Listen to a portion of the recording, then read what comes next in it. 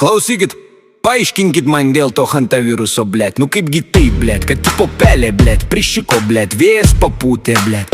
Pateko tai į žmogaus plaučius, va šitą įsikvėpė pelės, blėt, mėšlo ir kažkas, blėt, nutiko. Tiesiog mega susirgymas, blėt, kažkoks.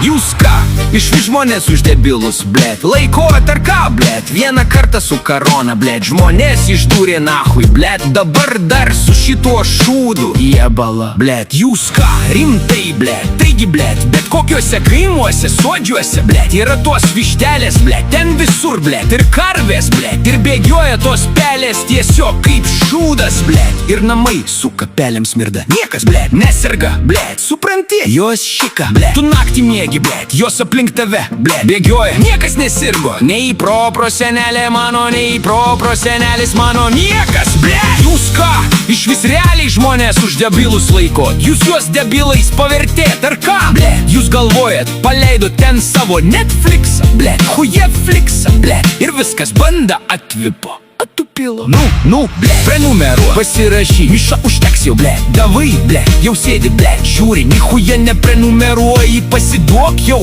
viskas, kelk vėliavą, blėt, griuvo bokštas, blėt, davai pas mus jau į šeimą, blėt.